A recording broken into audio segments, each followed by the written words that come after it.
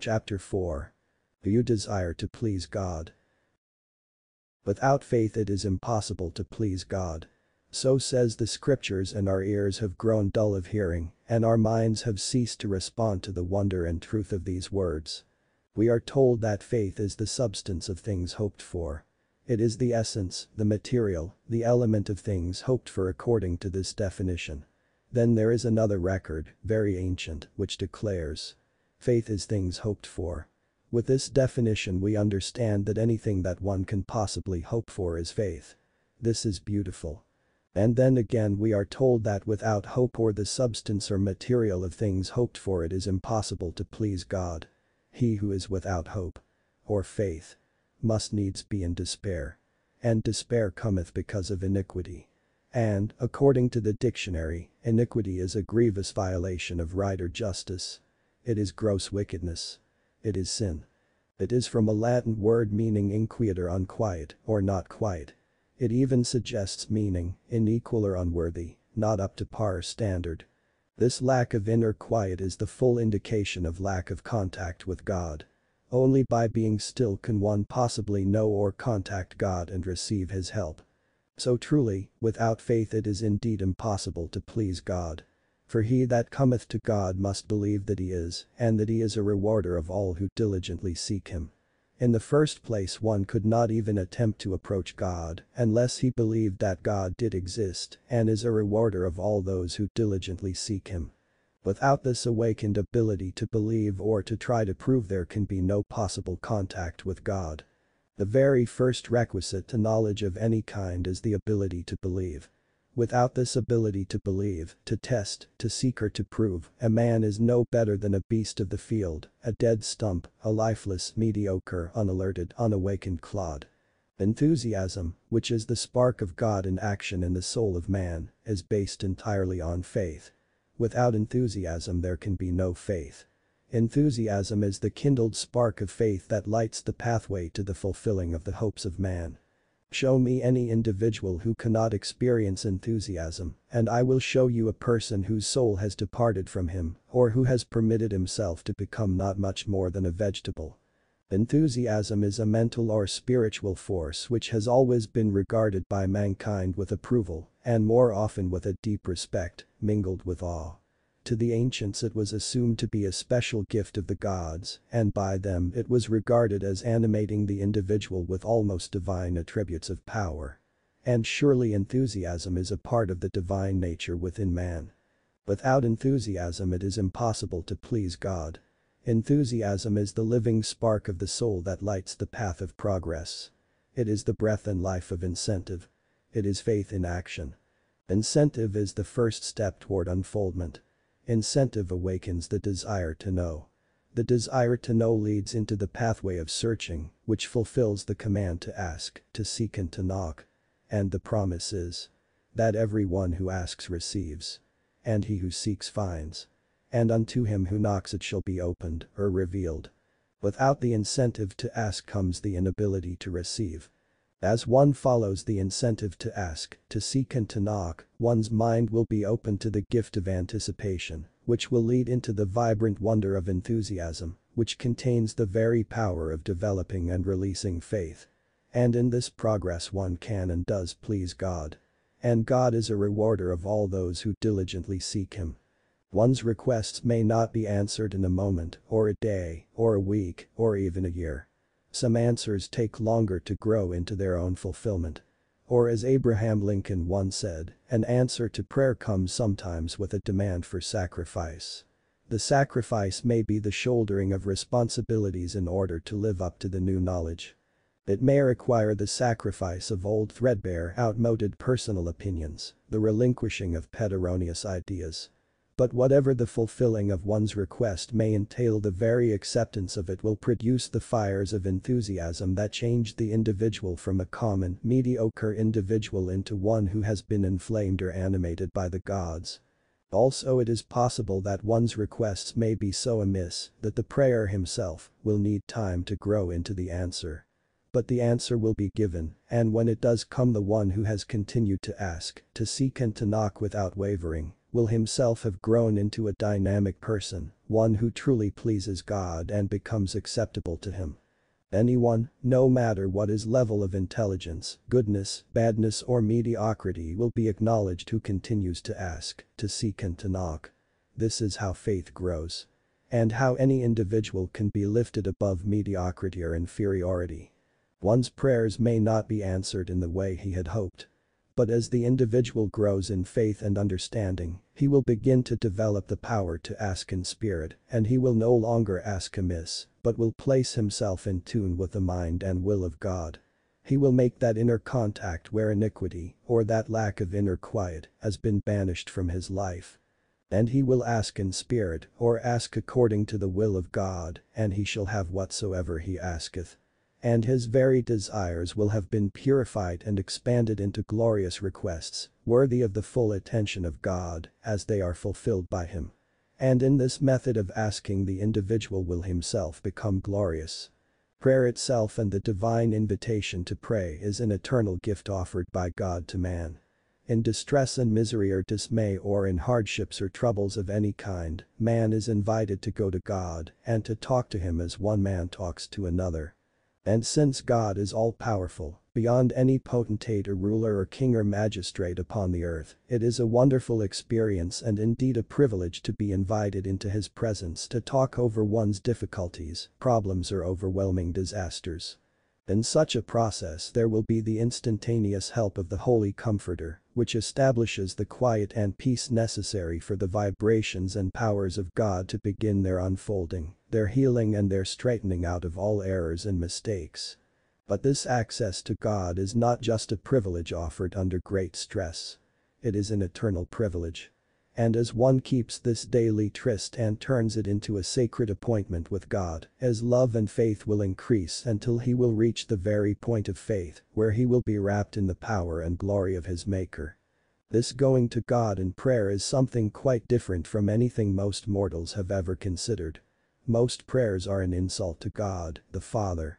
Assume that you are a father or a mother, very busy, but that on each evening, or morning, or both, you open up the doors of your sacred study and invite your children to enter into your presence and have a visit. You love them greatly. You wish intensely to hold them close in your arms, to talk to them individually, but they will have none of it. They stand or kneel in your presence unprepared to listen, unanimated and bored to recite some dreary little, memorized piece, without either thought or feeling. There would be no need for you to give ear.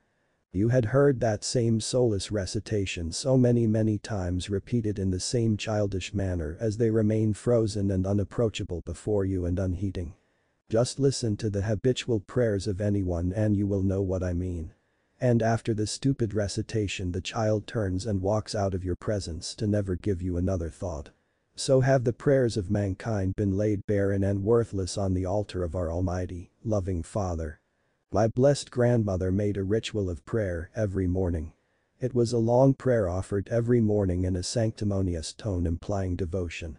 It was the same every day without variation and lasted about 20 minutes in its painstaking recital that required no thought or expenditure of energy.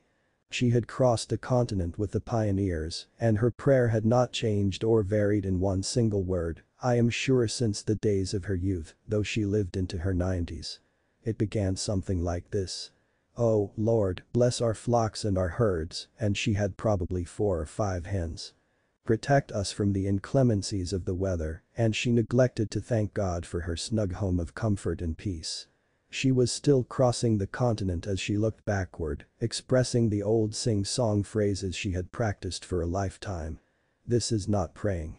This is vain repetition. When you pray, realize that you are fulfilling a very righteous, divine invitation to talk with God as one person talks with another. Let no two prayers be identical any more than you would permit your conversation with your neighbor to be exactly as it was yesterday and the day before, word for word. Talk to him. Glory in the privilege of such a sacred opportunity. And do not feel that you have been unburdening yourself in dutiful obligation of devotion. You are not giving any devotion or love to God. You are merely insulting him. Learn to talk to God, not at him. Learn to glory in the sacred divine privilege of so sacred an opportunity. let your love flow out. Let your requests be added after your thanks and gratitude and praise have been expressed in every increasing wonder and joy in the privilege of living on this wonderful earth. And as you rejoice and give thanks, your happiness will grow and increase to match your blessings. Learn to look forward to those moments you spend with him, and you will begin to know that he hears and approves of you. It is so much easier to prove that God does live and that he does hear and answers prayers than it is to disprove him, for he is truly a rewarder of all who diligently seek him. Those who seek only to disprove that God does not exist are only proving that they have not made any effort to really reach him. And they are actually closing the great door into his presence against themselves. And in so doing they have lost the purpose and the meaning and the unspeakable joy of existence. God is not in the least affected by any individual's actions or resentments or evils, but man himself is the loser, the releaser of the boundless ills that are gathering, according to the unfulfilled laws of righteousness. Not that God is going to punish man. Man creates his own punishments and releases them as he brings them to pass. And this fact must be stated and magnified. No one has ever disproved that there is a God, except to those who have never sought to know for themselves. For his invitation has stood down the timeless ages of existence. Seek me early and you shall find me. Or seek me diligently and you shall know me. While these unbelieving ones have failed to make the least effort to know the truth, there are thousands upon thousands who have proved, in their lives, the great reality of a true and living God, and who know of his mercies and his powers, because they have become daily more aware of his blessings, as they have been multiplied unto them. This is the day of which Daniel spoke, when he stated, "Go thy way, Daniel. For the words are closed up and sealed till the time of the end.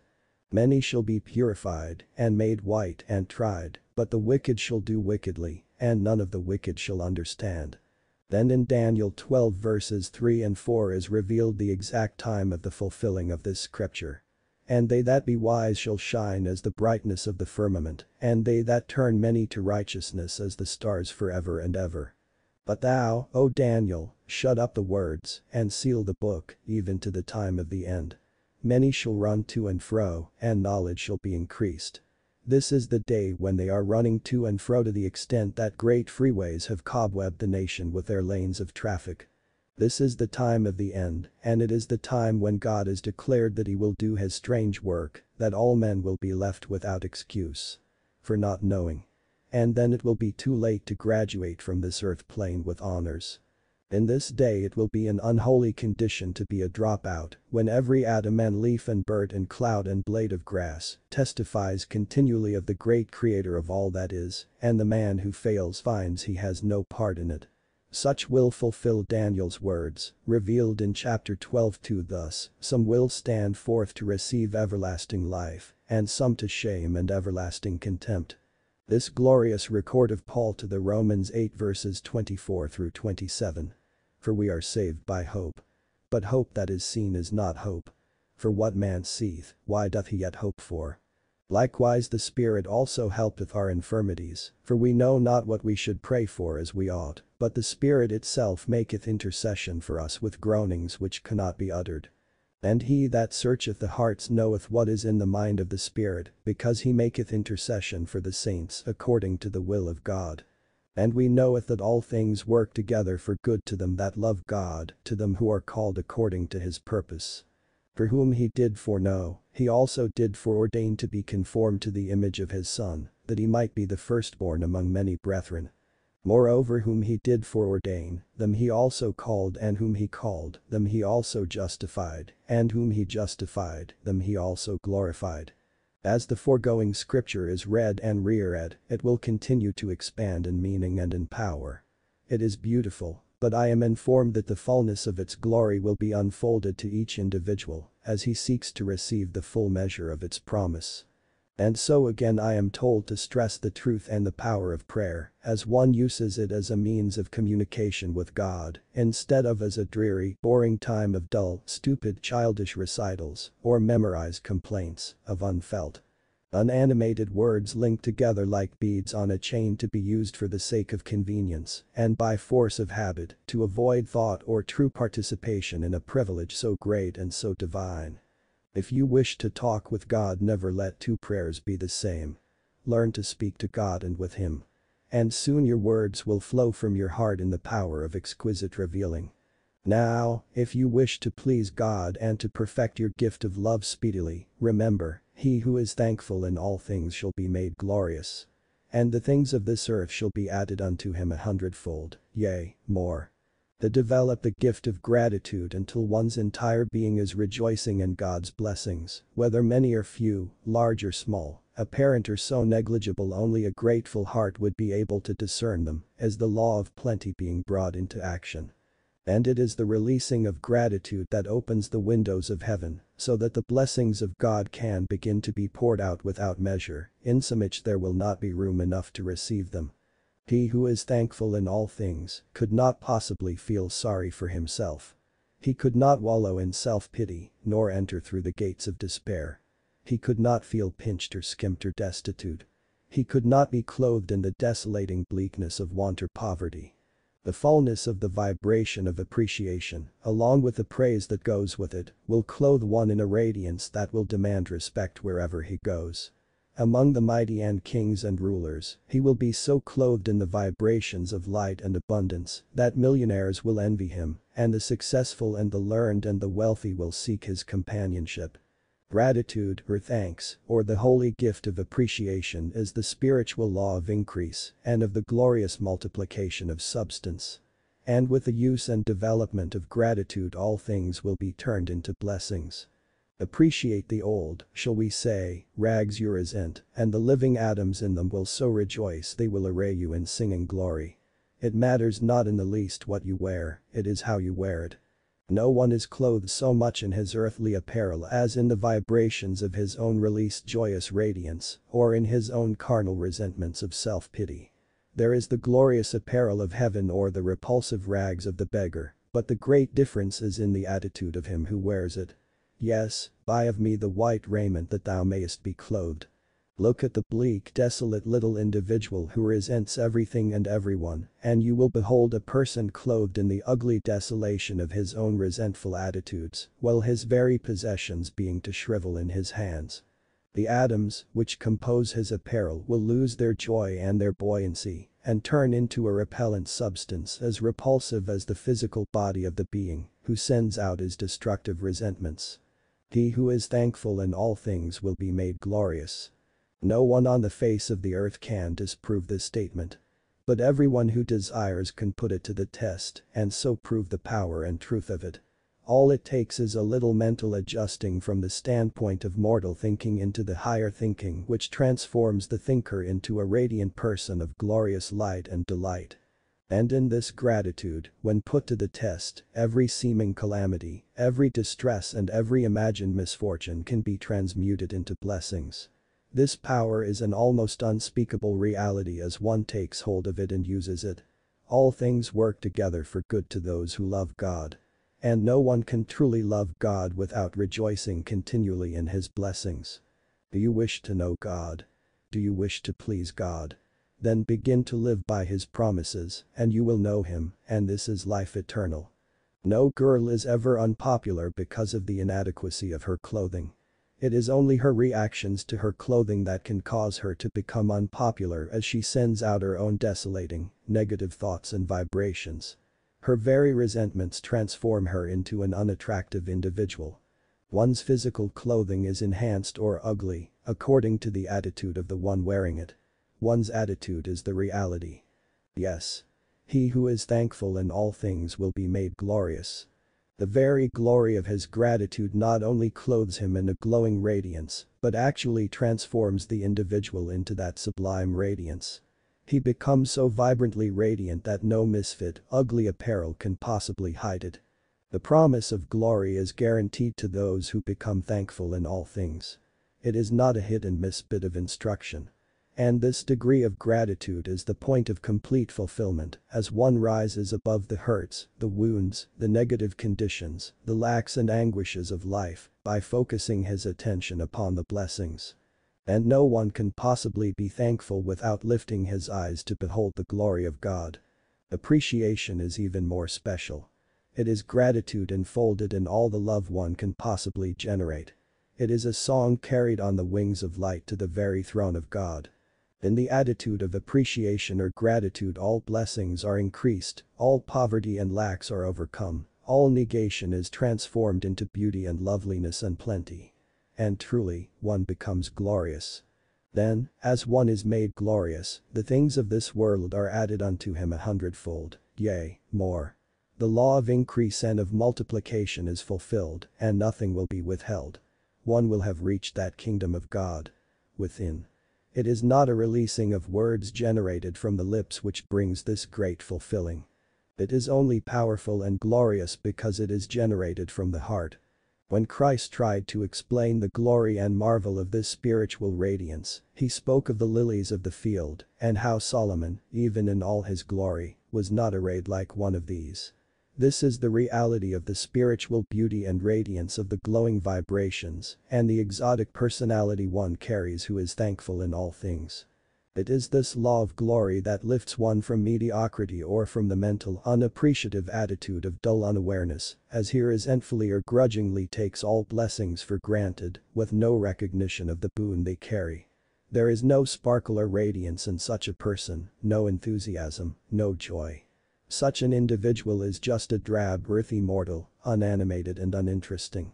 Gratitude is the greatest of all attitudes. Gratitude, the great beatitude. It is always enhanced and clothed in love. It opens the gates within man as the essence of spiritual power flows out from him, who carries it in a stream of healing, joyous blessing. Be the attitude always, and life will lay her treasures at your feet. Yes, be that attitude and all else will fall into place in your life in a great miracle of divine overcoming as the evils of your life melt away. In developing the use of this divine and holy law of gratitude and appreciation, which is the law of plenty and glory, one reaches the point where he no longer needs to ask or to even think of his desire. At first it is necessary for one to take hold of that select law of creation, and by concentrated thought and love and belief that reaches beyond doubts, hold forth the pattern of his needs or desires in a glowing reverence, as he gathers from the universe, the very substance or material of those things hoped for to fulfill or fill full the pattern he holds forth. But as one continues in this work, it becomes knowing, and then comes the completion of the promise. Before they ask I will answer, saith God. More will be given on this later, as God will unfold the glory of all fulfilling. As one holds his mind upon his blessings, they increase and become ever more beautiful. His mind, enlightened, will begin to behold through his spiritual eyes, and in such beholding new gifts and new blessings will meet his vision. His conscious mind will expand above the worm consciousness, for he himself will being to evolve. He will no longer be a warped little mortal of lack and destitution and suffering and anguish. He becomes clothed in light. And in that higher attitude he will begin to comprehend all things. He will comprehend the very laws of creation and be able to use them. He will understand the exquisite wonder of holding forth a thought, a wish, a desire, and watch it take form as he holds it forth in a loving, singing radiance of gratitude. It is then the very eternal elements begin to fulfill the patterns which he holds forth, without doubting. For he who asks without doubting in his heart shall have whatsoever he asks. As one comprehends all things, he will know that all things are compassed of the spiritual substance of those divine cosmic rays that can be and are transformed into atoms, for they are but waiting to become. See page 331 of Ye Are Gods. He will comprehend that all substance and all tangible objects and elements are formed of these elements waiting to be formed into atoms, and hence he learns to manipulate and to fashion the very substance or material of faith into the things for which he hopes. Thus were the 5,000 fed, the Red Sea divided, the sick healed, mountains removed, and the dead restored to life. In this radiant song of singing gratitude, all doubts are conquered, all darkness is banished, and all lacks are supplied. These dynamic blessings have been awaiting man's acceptance of them from the very beginning of time. To use these powers and lay hold of these truths that one might actually know is the greatest method of all in which to please God. For without faith it is impossible to please him. And without the gift of gratitude in action there is no approach into his presence. Faith is developed through an incentive to know or to experience truth. Incentive will bring forth a glorious quality of enthusiasm, which is the activating of the element of faith. And faith and gratitude work together to fulfill all needs, and he who uses them pleases God indeed.